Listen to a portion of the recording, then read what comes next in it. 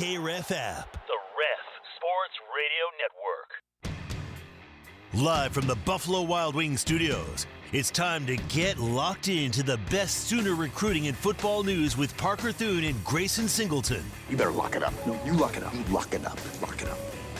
Hit the guys up on the Riverwind Casino call-in line at 405-329-9000 or text the show on the Knippelmeyer Chevrolet text line at 405-651-3439. Do it! Just do it! Now, with Locked In, here's Parker Thune and Grayson Singleton. Well, Mr. Singleton. There is momentum in Norman, America.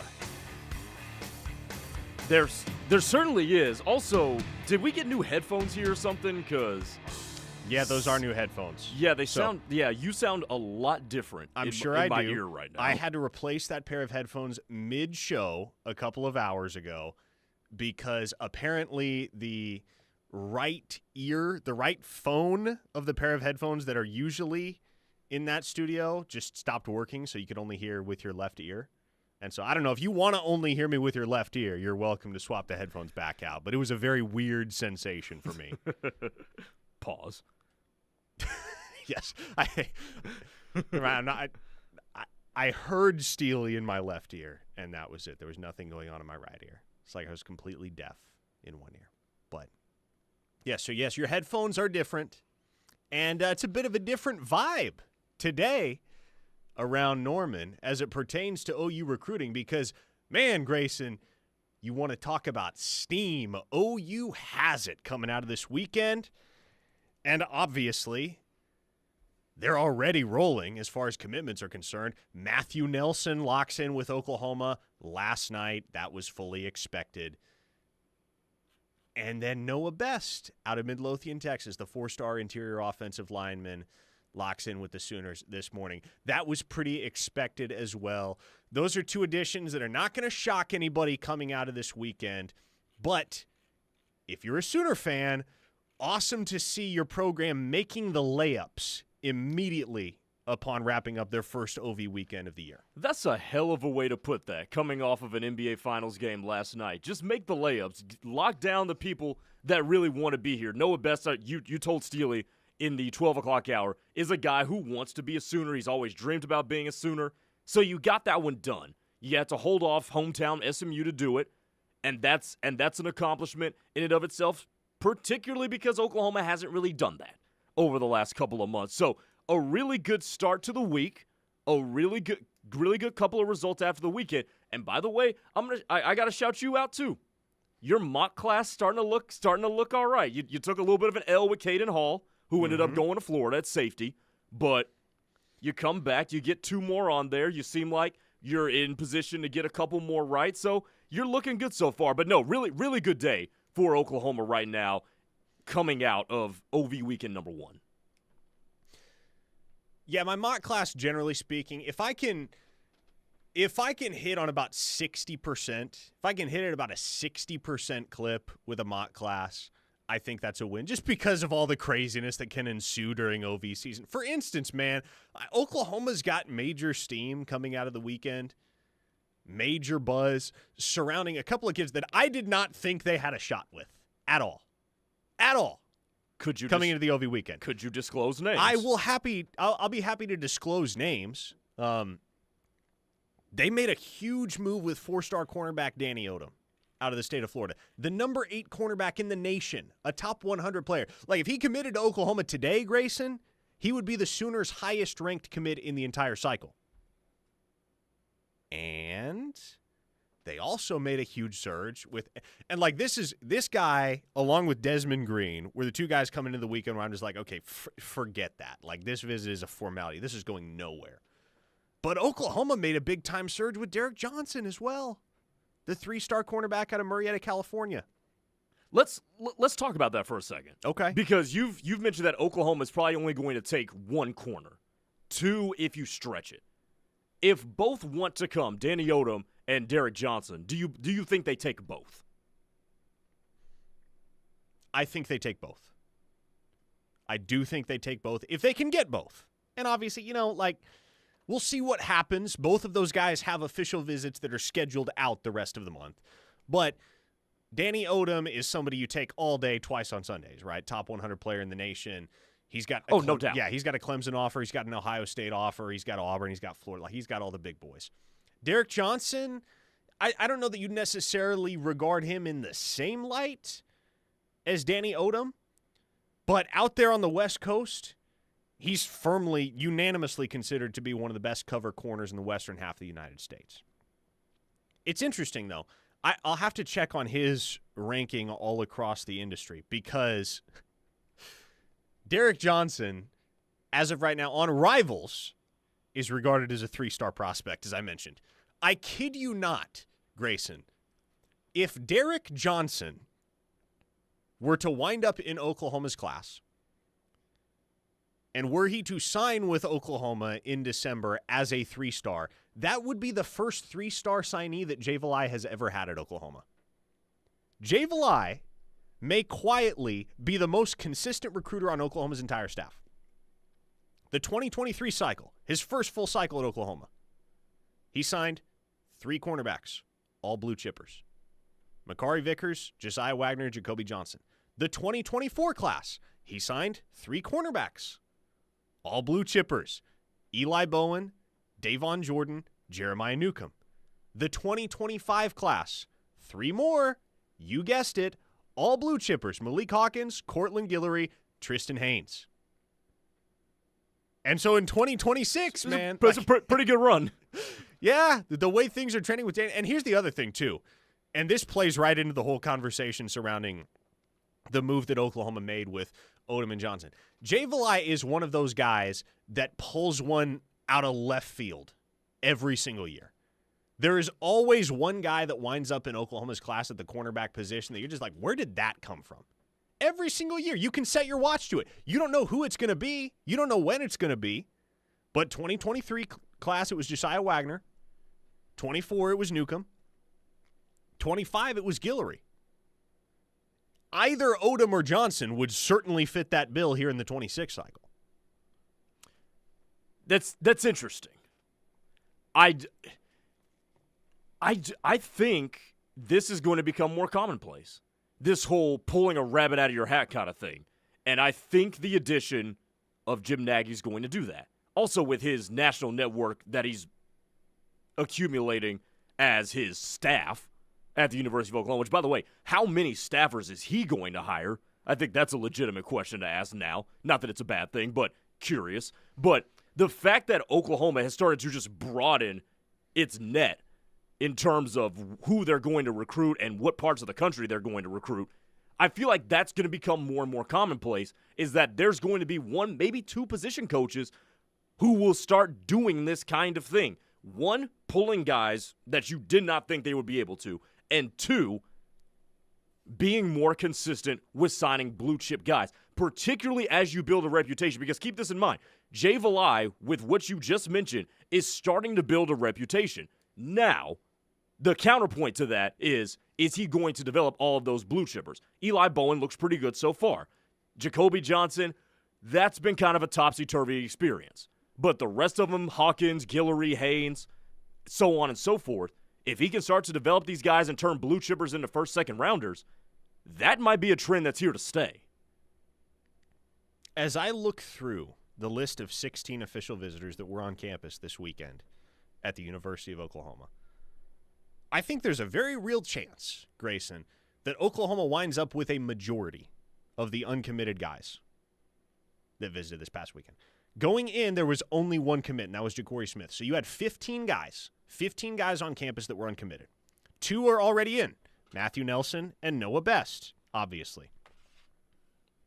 It is altogether within the realm of possibility that you might have another 5, 6, even 7 from this June 6th through 8th crop of official visitors that wind up in Oklahoma's signing class. 405-651-3439 is the Knippelmeyer Chevrolet text line for those of you that want to chime in, fire away with your questions. The show is brought to you today by Dorsey Jones Buick GMC in El Reno, family-owned and operated.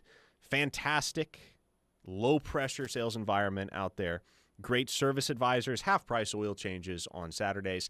Head out to Dorsey Jones GMC in El Reno and let them set you up with one of the most reliable trucks or SUVs on the road today. Once again, 405-651-3439 for your comments and questions on the Knippelmeyer Chevrolet text line. I kind of buried the lead, Grayson. That's kind of what it feels like. But obviously, if there are commitments, you got to start with commitments. And so Oklahoma got Matthew Nelson. They got Noah Best. Nelson's a bit of a project at defensive end. He's a guy that probably takes 2-3 years to get into SEC-ready shape, but they think he can be a monster in the long run. And then Best is a guy that should contend for playing time quite early on at Oklahoma at the guard spot. He's a very technically sound, very powerful player that had a laundry list of big-time offers. And I think what's most impressive about the fact that Oklahoma was able to close this up when they did is that his last 2 official visits were supposed to be to Texas Tech and SMU. And if there are 2 visits that it would seem would be good for business if you took, Texas Tech and SMU, right? Because, like, if nothing else, you're probably squeezing a little bit more money out of whichever school you commit to on the tail end. Those are 2 of the ones that are spinning as if they have no budget. Mm-hmm. But I think the lead story in the sense that it's what everybody's most concerned about right now, what everybody is waiting with bated breath to learn, is whether or not Bowe Bentley is going to wind up in Oklahoma's class and how the visit went this past weekend with Bowe Bentley, the blue chip quarterback out of Celina, Texas. It's OU or LSU. And I want to point this out, Grayson. I want to point this out. This may mean absolutely nothing, but I'd be curious to hear your read on it. Bowe Bentley took the LSU official visit the weekend of May 30th through June 1st. Pretty much immediately upon leaving LSU Sunday, you could log into Twitter and you could see 3 or 4 interviews that he'd done with national reporters about his time at LSU and that whole experience. Bowe Bentley took the OU official visit this past weekend, and ever since he left campus yesterday, radio silence. Has not said a word publicly. Again, could mean nothing, could be significant. I think it means nothing. Really? I do. Here's why. As the more neutral observer on this show, he leaves LSU. He's still got 1 more visit left. Okay, I'm gonna talk to the reporters. After I take my last visit, that's when I would want to sequester myself with the people around me and try to talk things out before I talk to anybody else. So that's why I say it's nothing, because I just think that that's a very natural thing that you would want to do, is to all of a sudden shut down talking to anybody after I take my last one. Now, the other way to read that is he talked to people after he went to LSU. Yeah, it was cool. Good visit, cool.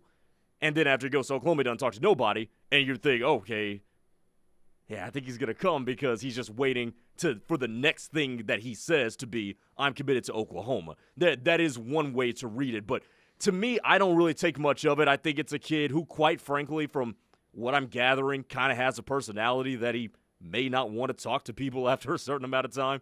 So, to me, it's cool.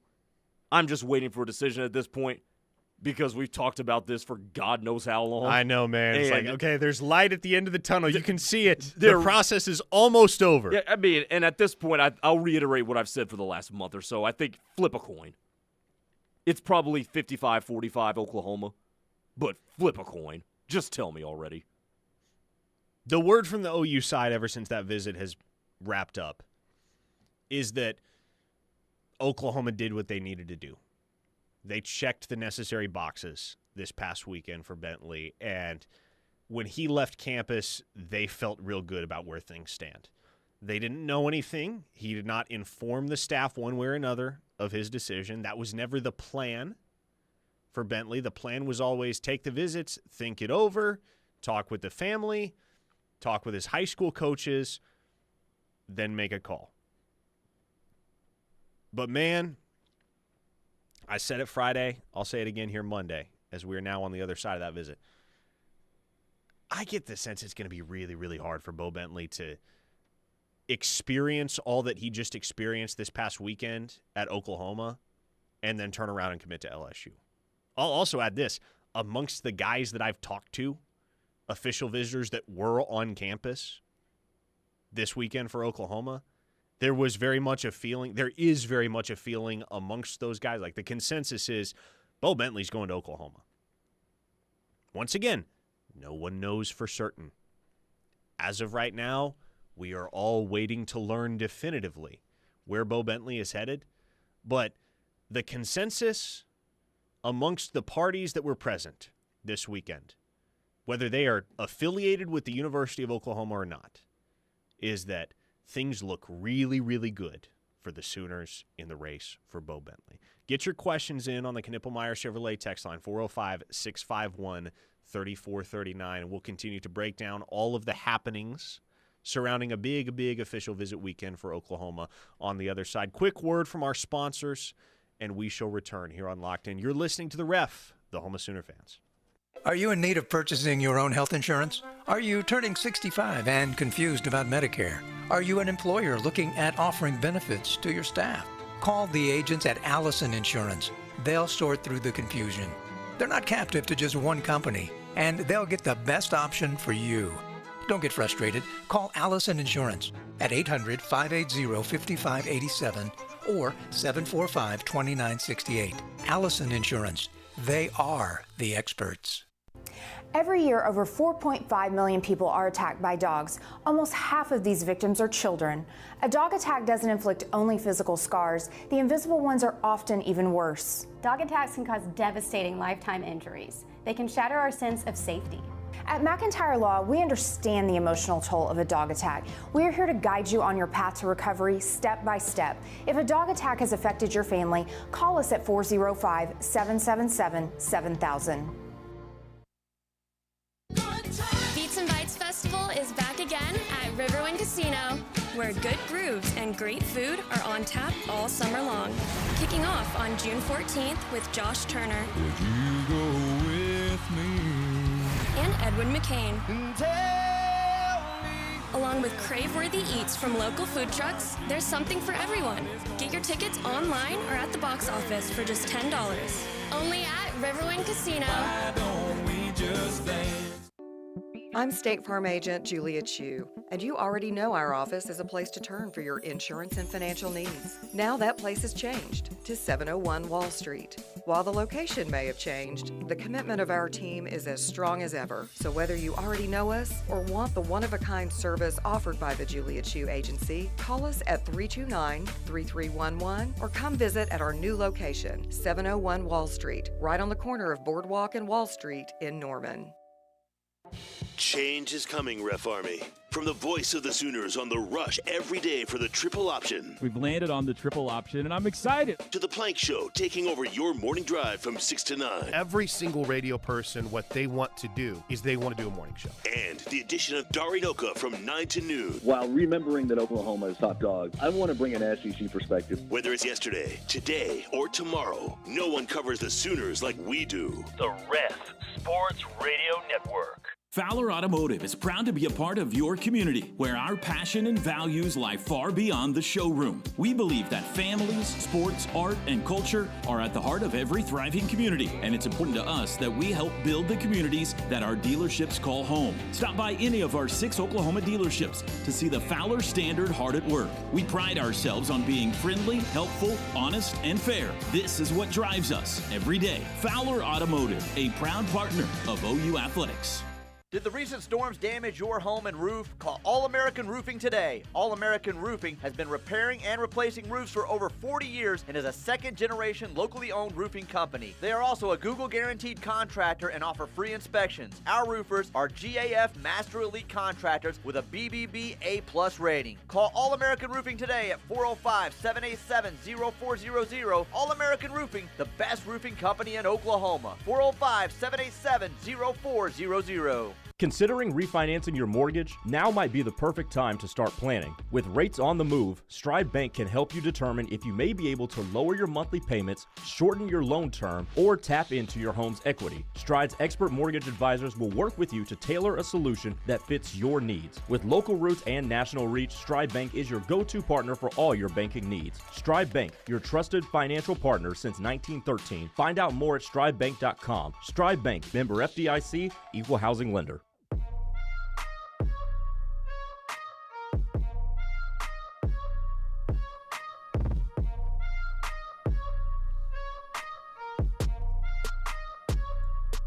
An optimistic outlook from Todd and OKC on the Knippelmeyer Chevrolet text line, 405-651-3439. He says, I'll bet you John Mateer helped seal the deal with Bentley and just waiting for the right moment to announce his decision. John Mateer, man, and this is another thing we talked about Friday because we knew it would happen, but now we can look back on what has happened. John Mateer was a fixture over the weekend in Oklahoma's official visit experience, not just for Bowe Bentley, Grayson, but for everybody that was in town amongst that group of official visitors. Deacon Schmitt, the 4-star offensive lineman from Colorado, he was posting official visit pics that featured John Mateer. Saw that. I was told John Mateer went out Friday night with Bowe Bentley and all 3 of the offensive line visitors, Noah Best, Deacon Schmitt, Desmond Green. And so this is a guy, man, that every Sooner fan is excited to see what he does in the Crimson and Cream this fall. But in the meantime, what John Mateer is demonstrating, and this should be worthy of equal recognition and appreciation from the fan base, is that, man, he's a guy who cares about the University of Oklahoma, right? He is sowing seeds to ensure that the program is set up for success long after he departs, because these guys that were on their official visits to the University of Oklahoma, he would ever only overlap with them on the roster for a maximum of 1 year. And how many of those guys realistically are seeing the field much, if at all, in year 1 at the University of Oklahoma? So, John Mateer deserves a cursory tip of the cap from everybody that is personally invested in OU football recruiting. That text and what you just introed our segment into begs this question. It's a question that I've had on my mind probably for a while, but I think it's appropriate for today when it comes to Bowe Bentley. Because he grew up a Sooner fan, because the official visit went so well, and he seemed to kick it with John Mateer and Ben Arbuckle, and we all know the scheme congruency that would be there with him. What would Oklahoma have had to do to make Bowe Bentley go to LSU? Because I'm reading all this information and digesting all of this, and it seems like it's pretty obvious that he's going to go to Oklahoma. Obviously, nobody's been told that. But how badly would Oklahoma have had to screw this up for him to go to LSU? Like, what were the boxes that would have to have been left unchecked for people to feel like, oh, he might go to LSU? I don't think he's going to OSU. I don't think he's going there for either. Your alma mater, don't think Bowe Bentley's going to be an Oklahoma State Cowboy. Anyway. But here's the thing. Here's the thing about Bentley, and here's the thing about his people, his family, his camp. They've done a very good job of keeping it all business throughout this process, which is why, I agree with you. My feeling has been that it will be Oklahoma, and I agree with you that the signs, if you're just digesting it all as a casual observer, the signs seem to point toward Oklahoma. The reason you can't rule out LSU, and the reason I haven't at this point, is because it's going to come down to what is the better business decision in his mind and in the minds of the people in his circle. Does it make more sense for him to play quarterback at Oklahoma or for him to play quarterback at LSU? For where he wants to go. For his professional future, assuming there is one, how can these two programs set Bentley up for success at the collegiate level and eventually a career in the National Football League? that's going to be ultimately, I think, what these final conversations between Bentley and his folks are going to mostly consist of. Does it make more sense for me from a business standpoint to go play quarterback at Oklahoma, or does it make more sense for me to go play quarterback at LSU? There's appeal on both sides, right? And Ben Arbuckle and Joe Sloan, to their credit, have both done a great job on selling Bo Bentley on his future in each of their respective offenses. There's a reason why this has come down to OU and LSU, and it's because he regards these two as the best fits for what he is and where he wants to go. Where you give the edge to LSU a little bit is in the proof of concept. Because although Sloan has only been the OC at LSU for 1 year, the program itself has seen 2 Heisman Trophy winners at the quarterback position in the last 6 years. Mm-hmm. And they had a pretty dang good offensive year last year. Not an elite one, but for Sloan in his first year at the helm, they did a lot of the right things offensively, such that you expect LSU to be one of the better offenses in the SEC in 2025. And by the way, they've got a hell of a receiving core for 2025, too. Yeah. And I mean, let's call it like it is, right? You look at what Arbuckle did at Washington State, and it's impressive. And you look at what he did with 2 very different quarterbacks in a stylistic sense in Cam Ward and John Mateer, and it's clear that he knows what he's doing, but the fact remains he has yet to do it at Oklahoma. And so, again, frankly, I do not know how much that is going to play into these final conversations in the Bentley camp. But that is an area in which LSU probably has a bit of an edge. But as far as the family aspect goes, and that's a word that I've heard regurgitated a lot in conversations with official visitors from this weekend, is they brought up the fact that OU genuinely does feel like a family. As far as the family aspect, I mean, OU leaned into that in Bentley's visit. And that matters too. The fit, not just professionally, I mean, we can call it professionally because that's what it is now, but the fit personally as well seems to be a lot more natural at OU. And that goes back to a conversation that we had last month after I visited with Bentley down in Celina when I remarked that he just kind of seems like more of an OU guy than an LSU guy. Which would make a lot of sense. But it seems to me like some of these recruitments, Parker, when it's so obvious the fit, usually something starts to leak out that, he's pretty much leaning another way. Or it's more of an industry consensus, with these future casts and whatever, that he's going here. That's what makes me ask the question, because it's like, you think he's going here, some people think he's going there, and it's like, well, what's going on? But the reality of the situation is this. If he's truly focused on making this a business decision, there is no obvious answer. If he's truly focused on, hey, who can get me to the league and who can best position myself to get me to the league, there isn't an obvious answer because both paths seem pretty good. LSU went from Joe Brady to Joe Sloan. Joe Brady is now an offensive coordinator in Buffalo.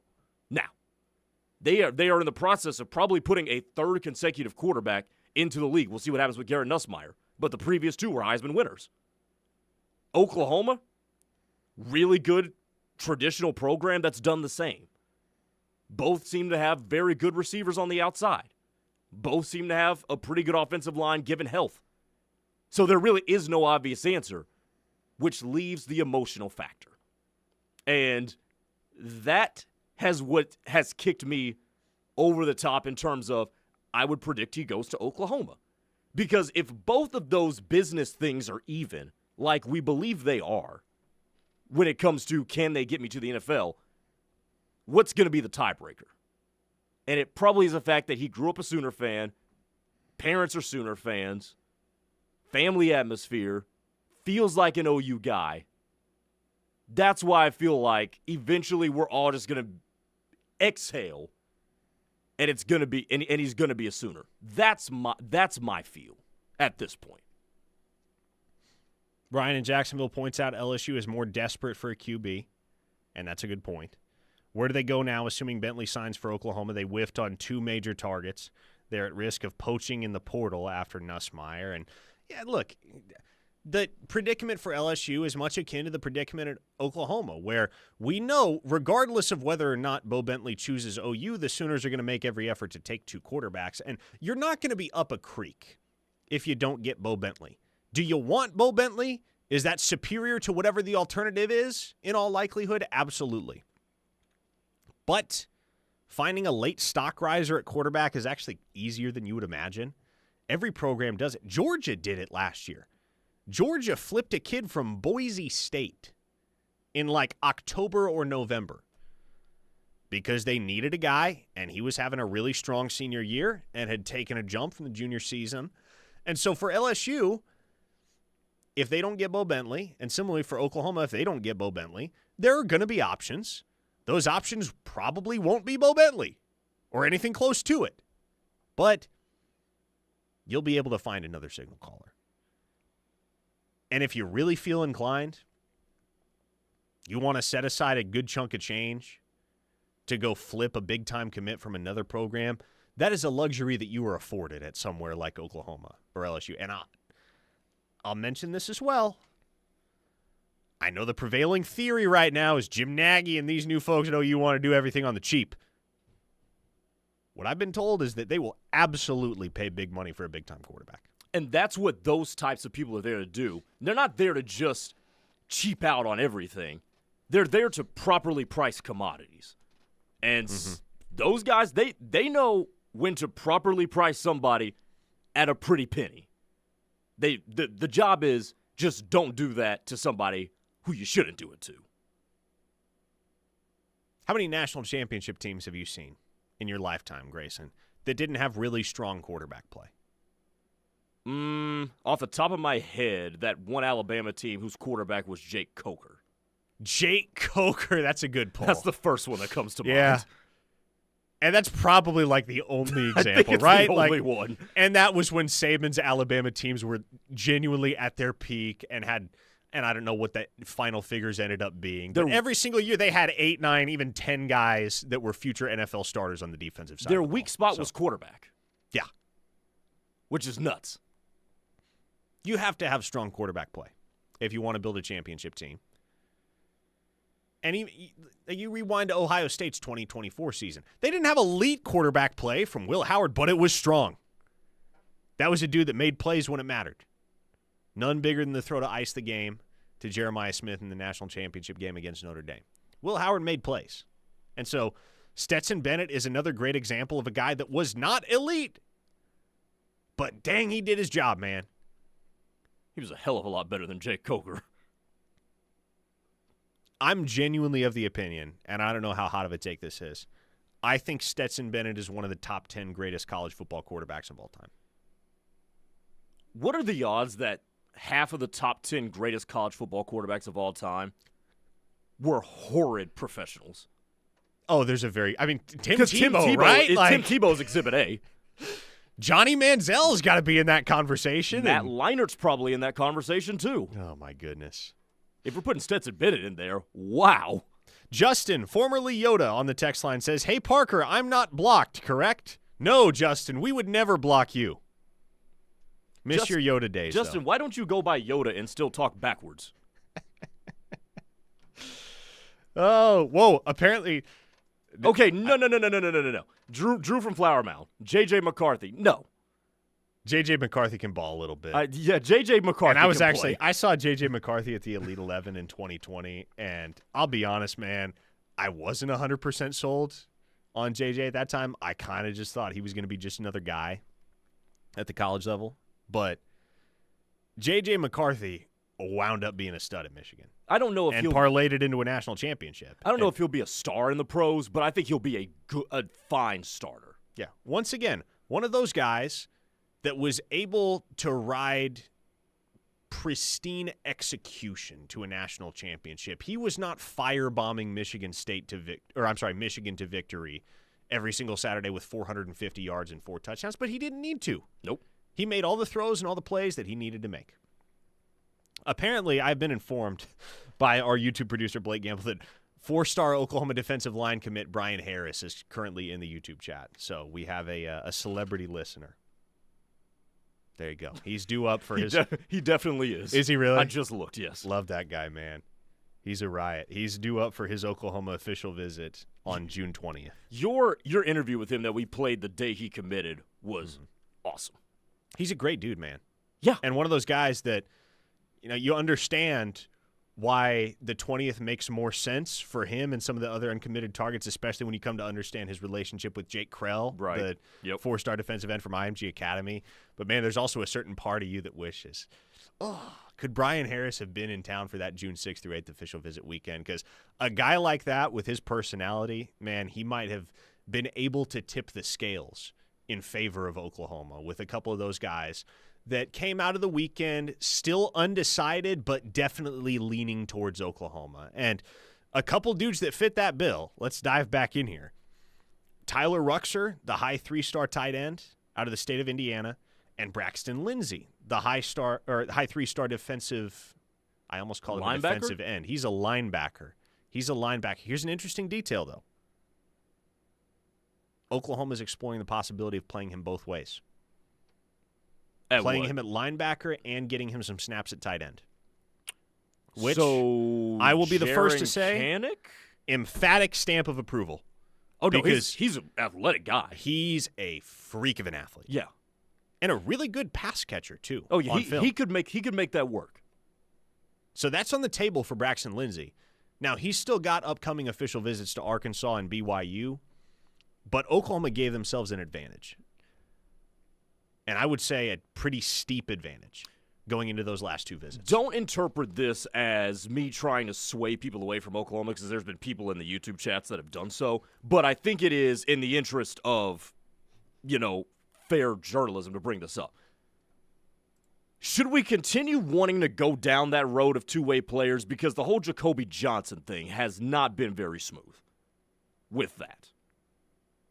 And I feel like in a way it's kind of hurt him. And I think that's true, but playing cornerback and playing tight end are very, very different animals, right? True, yes. I think it makes more sense for a guy like Braxton Lindsey because, frankly, as long as you're big and athletic and fast and have some fundamentals and you're willing to block, you can be a serviceable tight end. You may not be an elite tight end, but you can at minimum be a serviceable one. Even if you're not, running the whole route tree. Correct. Yeah. Correct. So, look, and I don't know, right? This may just be something that this may just be a carrot that Oklahoma's dangling in front of Braxton Lindsey to try and entice him to commit. I can think of many promises over the years that various coaches at Oklahoma and elsewhere have made to student athletes about their propensity, or I guess the potential that they could play both sports at a given school should they commit there, and then they get there and they only wind up playing one sport. Interesting detail in that regard, it looks and sounds as though C.J. Nixon is going to play basketball for Oklahoma. So he will be the first guy in darn near a half century to do that. The Sooners did not lie to C.J. Nixon when they told him, yeah, you can play basketball too.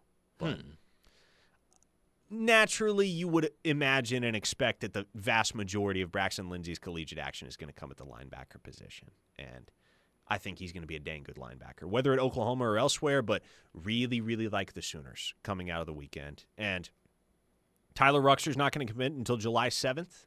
That's when he's got the date on the schedule with his high school teammate, Jet Goldsberry. I'd be very surprised at this point if it isn't Oklahoma for Ruxer. He's scheduled for an OV to Minnesota this weekend. We'll see if that happens.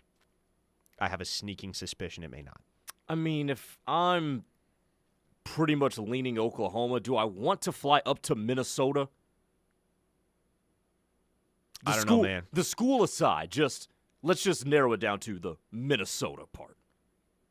It's a long flight. This listener here says, Nate Dryling, this listener's from Ohio. Nate Dreiling having to get a tight end because Joe John is awful at his job. As if I didn't just reference the fact that Oklahoma is trending very well for Tyler Ruxer, who's one of the fastest risers in the entire 2026 class. That text is hilarious. They're going to be all right. That text is hilarious because of the context of it and because he just completely ignored what you said 5 seconds before. 405-651-3439 is the Knippelmeyer Chevrolet text line. More ahead on the official visitors from this past weekend and the lone official visitor on tap for this weekend. Keep it here on the home of Sooner fans. You're listening to The Ref. This is your home for Sooner fans. The Ref Sports Radio Network. At Meals on Wheels of Norman, we deliver more than just meals. We deliver connection, compassion, and care to homebound seniors right here in our community. But we need your help. Volunteer drivers are the heart of what we do, and just a little of your time can make a big impact.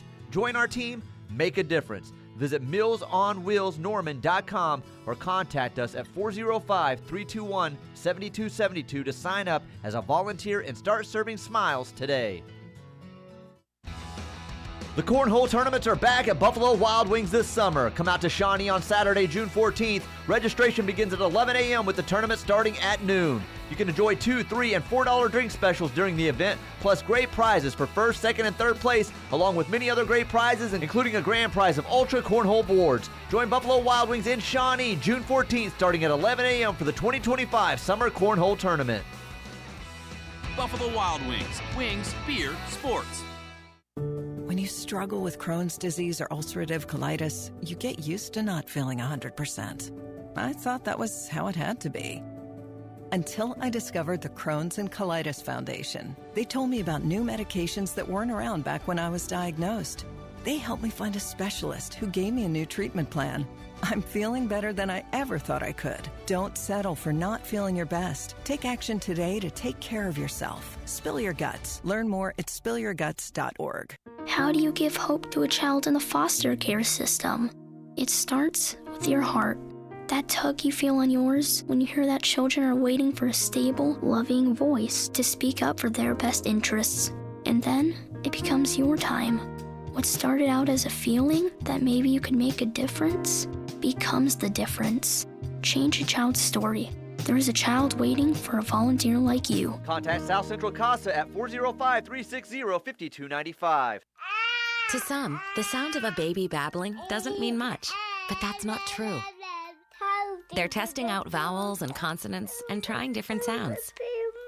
And by 12 months, their babbling is beginning to take on meaning, especially if there's no babbling at all. Little to no babbling by 12 months or later is just one of the possible signs of autism in children. Learn more at autismspeaks.org. In the age of internet and all things fast-moving, it's hard to find people you can trust. When it comes to your home or business electrical systems, don't settle for anything but the best. Wade Electric has been serving Oklahoma since 1969 and will gladly address your electrical needs with diligence and professionalism. They specialize in service upgrades, exterior and accent lighting, power automation and controls, shop and outbuilding wiring, LED conversions, and more. Go with a name you can trust and call Wade Electric today at 405-329-1940. A great game plan always opens the door to score. Hey, it's Mike Steely here for my friends at Affordable Door. Score a win for your home by signing up for the Affordable Door Annual Maintenance Plan. For just $119, you can make sure all aspects of your garage door are operating properly, so you don't have to replace your door or motor prematurely. Call Affordable Door today at 405-635-9499. The official garage door of the Oklahoma Sooners. Thanks to generous community support, Wounded Warrior Project has helped post 9/11 veterans and their families since 2003. Through no-cost physical and mental health services, legislative advocacy, career assistance, and life skill training, we're there every step of the journey. It's possible to feel understood. To get support when it's needed most. And now I know anything is possible. And we're just getting started. Learn more at woundedwarriorproject.org/possible.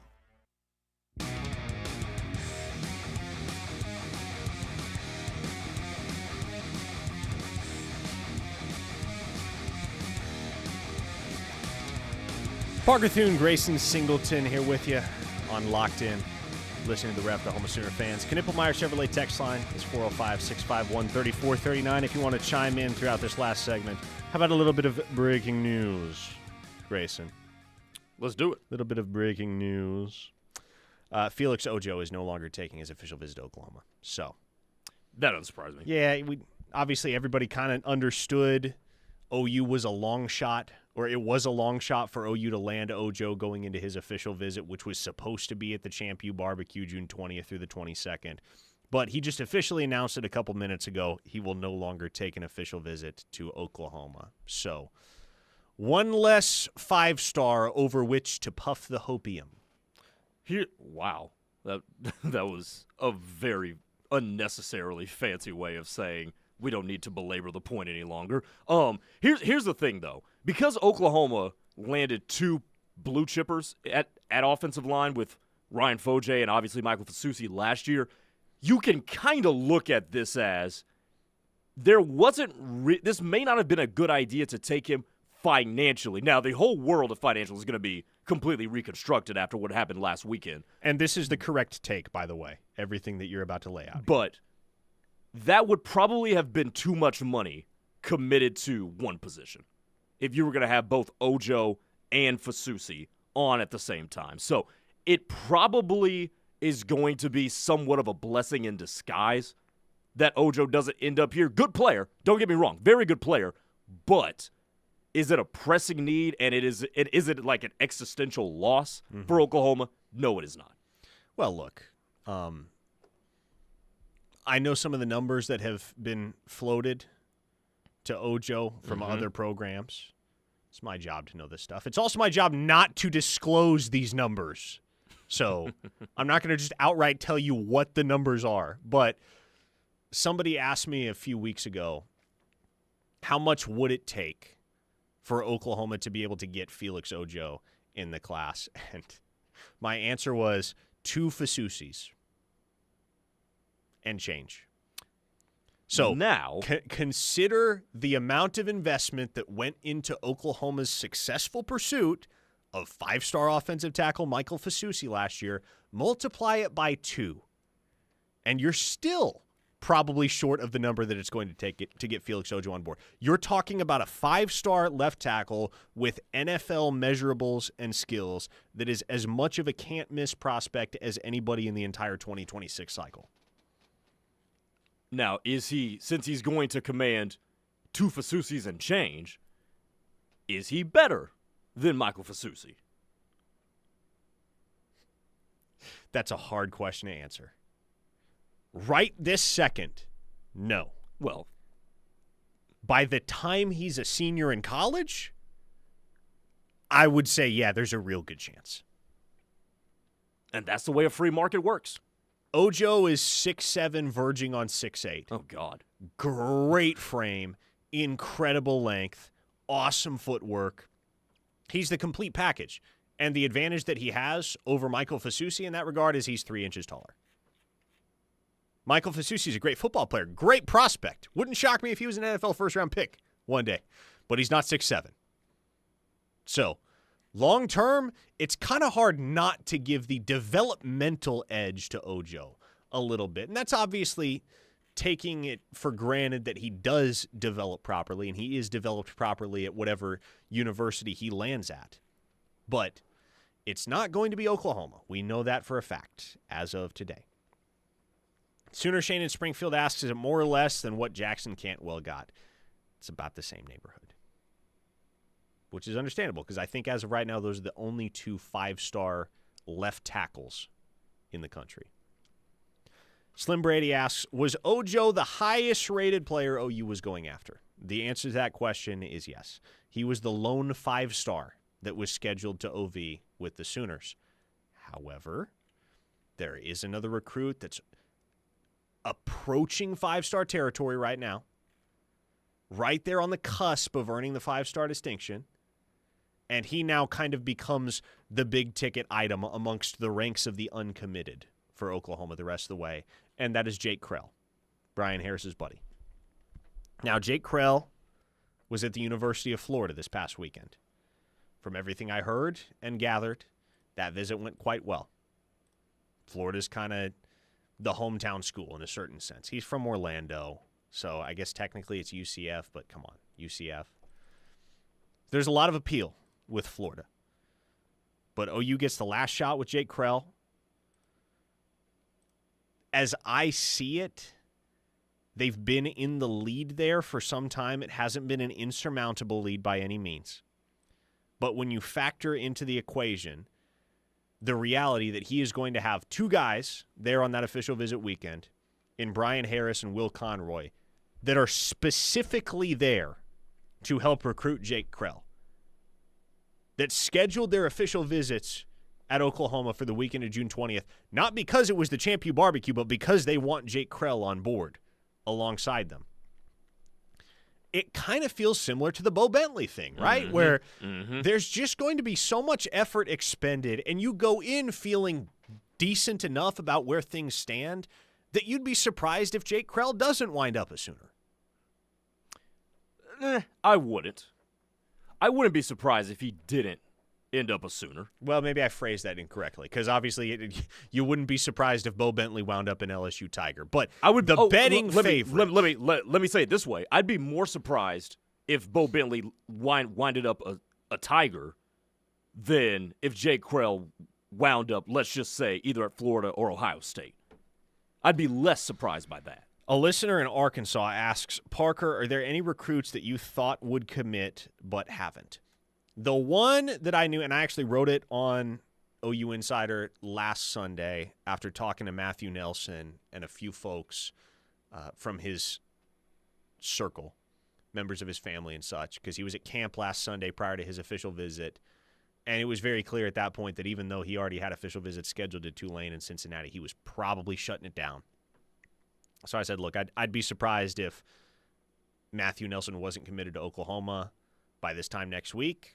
And right around that time next week, he locked in his public pledge to Oklahoma. So that was the one that was kind of easy to project. Noah Best, the only real question was whether he was going to finish out his OV slate with Texas Tech and SMU. Oklahoma had felt very strongly for a long, long time that they were going to land Noah Best, and with good reason. It was clear from the very early stages that he was an OU lean. Braxton Lindsey, I didn't go in with the expectation that he was going to commit. But I will say, the early buzz, we're talking like Friday evening, out of the building at OU, was that we may just get Braxton Lindsey locked in before he leaves campus. Now, it didn't happen. He's still scheduled to take those OVs with Arkansas and BYU, but I would very comfortably project Braxton Lindsey into OU's class at this time. I would say the same for Deacon Schmitt. He's been an OU lean for a good long while. I think he winds up committing to the Sooners, but he's going to finish out the rest of his OVs and see if USC or Nebraska or Tennessee can change his mind. But I think I threw in a future cast for Deacon Schmitt to Oklahoma last July. Always had a good feeling about that one. And the Sooners are definitely on the cusp of locking that one up. We talked about Tyler Ruxer. Jayden Petit is a guy that they made big strides with over the weekend. I think Oklahoma leads right now for Jayden Petit. The question is whether that holds, because he's supposed to go to North Carolina this weekend and Miami the next.